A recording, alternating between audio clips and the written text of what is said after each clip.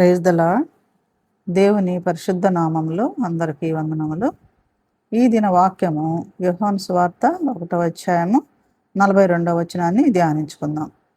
యేసు అతని వైపు చూచి, నీవు యోహాను కుమారుడవైన సీమోనువు, నీవు కేఫా అనబడుదు అని చెప్పాను. కేఫా అను మాటకు రాయి అని అర్థము. దేవుడి వాక్యాన్ని దీవించునుగాక. ప్రార్థన చేసుకుందాం. ప్రేమమయుడ, కృపామయుడ, మా స్థుతుల కారణభూతుడువైన గొప్ప దేవ, మీ బంగారు పాదములకు వెళ్ళని స్తోత్రాలు, వందనాలయ్యా. ఈ చదవబడిన వాక్యంలోని తండ్రి మర్మాలు మేము గ్రహించి మేలు పొందుటకు మాతో మాట్లాడమని వేడుకుంటూ యేసుక్రీస్తు ఉన్నతమైన అతి పరిశుద్ధ నామంలో వేడుకొని ప్రార్థన చేస్తున్నాం తండ్రి, ఆమేన్. ప్రియ దేవుని బిడ్డలారా, ఇప్పుడు మనము చదవబడిన వాక్యము చూసినట్లయితే ఇక్కడ మనకు సీమోను గురించి, అపోస్తలుడైనటువంటి పేతురు గురించి మనము ధ్యానించుకుందాం. వాక్యం ఏం సెలవిస్తుందంటే, ఈ యేసు అతని వైపు చూసి చెప్తున్నాడు అనమాట, నీవు యోహాను కుమారుడైన సీమోను అని. ఏం పేరు పెట్టాడంటే కేఫా అని పేరు పెట్టాడు. కేఫా అంటే ఏంటి అంటే రాయి అని అర్థమని వాక్యం సెలవిస్తూ ఉంది. అయితే బైబిల్లో ఆ పేతురు గురించి చాలా ముఖ్యమైన విషయాలు కూడా ఉన్నాయన్నమాట. మొదటగా ఆయన పేరు సీమోను. అయితే యేసుక్రీస్తు వారు ఏం చేశారంటే అతనికి పేతురు అని పేరు పెట్టాడు. మొదటగా అక్కడ మరి ఈ పేతురు జాలరి అనమాట, చేపలు పట్టే ఫిషర్ మ్యాన్ అనమాట. అయితే ఆ చేపలు పట్టే క్రమంలో యేసుక్రీస్తు వారు అక్కడికి వచ్చి, నేను మనుషులను పట్టే జాలరుగా చేస్తాను అన్నప్పుడు మరి అన్నీ వదిలేసుకొని దేవుని వెంబడించిన వాడుగా మనం చూస్తాము. అయితే ఈ పేతురు మరి ప్రధానమైన వాడు, శిష్యుల్లో ప్రధానమైన వాడు, 12 మంది శిష్యుల్లో అపోస్తలుడైనటువంటి సీమోను పేతురు అనమాట. అయితే ఈ సీమోను పేతురుకి ఆ పేరు పెట్టాడు కదా పేతురు అని. పేతురు అంటే రాయి లేదా బండ లేదా శిల అని అర్థం వస్తుంది అనమాట. అసలు రాయి అనే పేరు ఎలా వచ్చింది అంటే, మరి మత్తయి సువార్త 16వ అధ్యాయము 16 నుంచి 18 వచనాలు చదువుకుందాము. మరియు నీవు పేతురువు, ఈ బండ మీద నా సంఘాన్ని కట్టుదును, పాతాళలోక ద్వారములు దాని ఎదుట నిలువనేరవని నేను నీతో చెప్పుచున్నాను. పరలోక రాజ్యపు తాళపు చెవులు నీకు ఇచ్చేదను. దేవునికి స్తోత్రం అండి. ఎంత మంచి మాట చెప్తా ఉన్నాడు. మరి పేతురుకి ప్రధానమైన శిష్యుడు, ముఖ్యుడైన శిష్యుడు, మొదటి శిష్యుడుగా, మరి 12 మందిలో కూడా మొదటగా ఉన్న శిష్యుడుగా మనము పేతురుని గమనిస్తాము. మరి పేతురుకి మరి ఏంటి అంటే, బండ రాయి అంటే ఏంటంటే స్థిరత్వం కలిగినది అనే అర్థం వస్తుంది అనమాట. స్థిరమైనది అని అర్థం వస్తుంది. బండ స్థిరమైంది కదండి. ఒక రాయిని మనం అక్కడ ఉంటే కనుక అది గాలి కొట్టినా లేకపోతే ఎలాంటి వరదలు వచ్చినా కూడా అవన్నీ కదలకుండా అక్కడే ఉంటుందన్నమాట. దేనికి కూడా చెలించదు అని అర్థము. స్థిరంగా ఉంటుంది. మనసు మార్చుకునే తత్వం కాకుండా అది మార్పు అంటే మనకి అవసరాన్ని కొద్ది మార్పు చెందే విధంగా కాకుండా స్థిరత్వాన్ని కలిగి ఉంటుందని పేతురికి రాయి అని పేరు దేవుడు పెట్టడం జరిగిందనమాట. మరి అయితే ఇది కూడా యేసు ఆయనకి ఒక సంఘానికి ఒక స్థిరమైన ఆధారంగా భావించాడనమాట. ఒక సంఘానికి, సంఘం అంటే మరి దేవునికి అందరూ కూడా కలిసి దేవుని స్తుతించేవారు ఉన్నాం కదండి.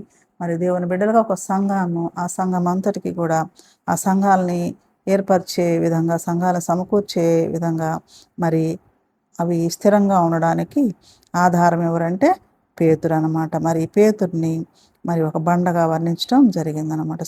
స్థిరము అనేది మనము ఇక్కడ గమనిస్తాము.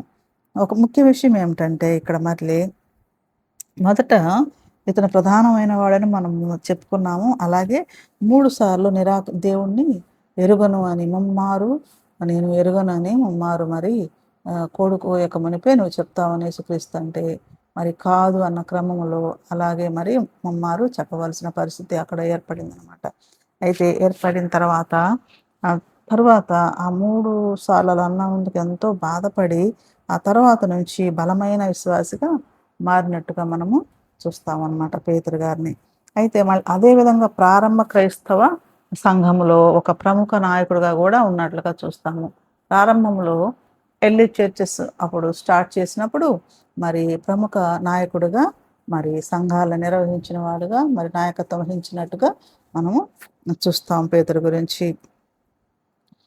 అయితే ఈ రాయి అనే పేరు ఇవ్వడం ద్వారా విశ్వాసము దృఢంగా ఉండాలని, విశ్వాసంలో గట్టిగా, దృఢంగా, బలంగా ఉంటుంది అనేది మనకి సూచిస్తుంది. అలాగే సంఘానికి పునాదిగా ఉండే బాధ్యతనిస్తాం. సంఘానికి కూడా ఇప్పుడు మనం ఇల్లు కట్టుకుంటే రాయి, బలమైన రాళ్ళు ఎంతో స్టాండర్డ్గా ఉంటాయి కదండి. ఒక ఇంటికి పునాది వేసేదానికి రాళ్ళు ఉపయోగిస్తాము.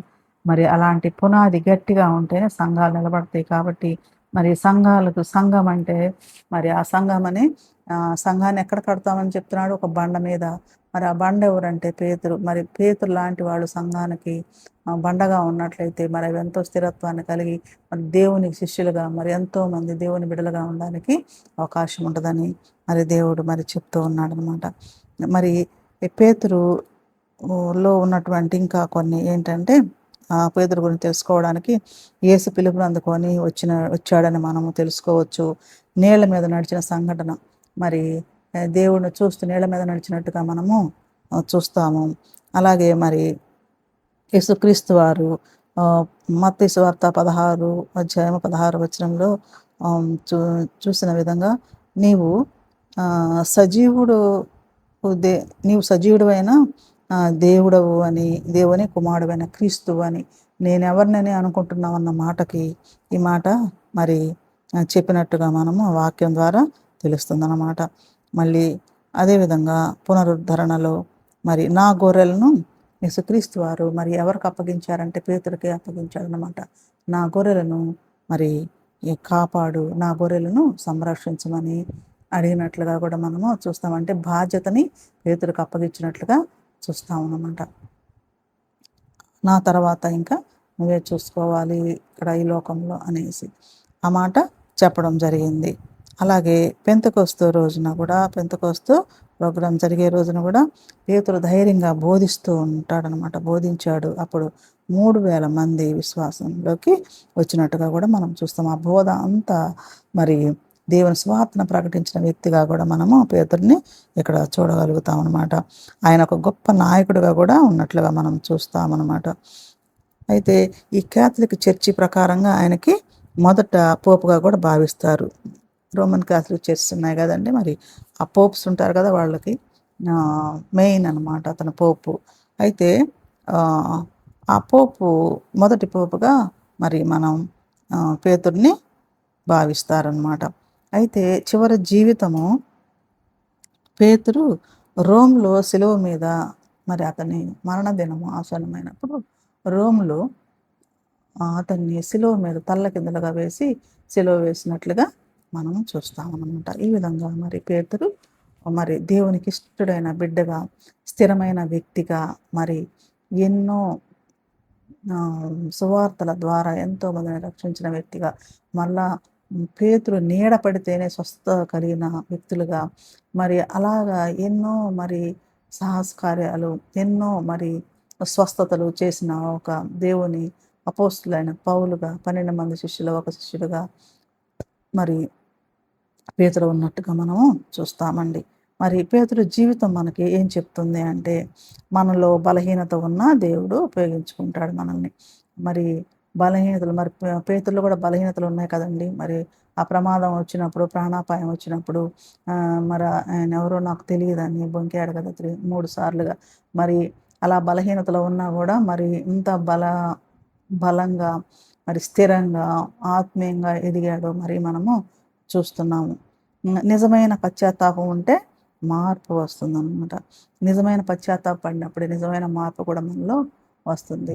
మరి పశ్చాత్తాపడకుండా ఉంటే కనుక మనము ఏదైనా లైట్ తీసుకొని లోకాన్ని ఎక్కువగా ప్రేమిస్తూ పశ్చాత్తాపడకుండా దేవుని దగ్గర మరి ఉంటే కనుక అది మారు మనసు కాదనమాట. కాబట్టి నిజమైన పశ్చాత్తాపం ఎప్పుడైతే ఉంటుందో అప్పుడు నిజమైన మార్పు కూడా మనం దేవుళ్ళో నిజంగా స్థిరంగా, బలంగా ఉండగలుగుతామన్నమాట. విశ్వాసం కనుక పెరిగితే మనం కూడా రాయిలా దృఢంగా మారవచ్చు. విశ్వాసం అనేది ఇక్కడ చాలా ముఖ్యమైనదండి. ఎంత విశ్వాసంతో మరి పేతురు గారు ఉన్నారు. మరి అలాంటి విశ్వాసాన్ని కలిగి చెప్తారు కదా, మరి కొంచెం ఆవగింజంత విశ్వాసం ఉంటే చాలు, ఈ కొండని అటు జరగమంటే అక్కడ జరుగుతుందనేది.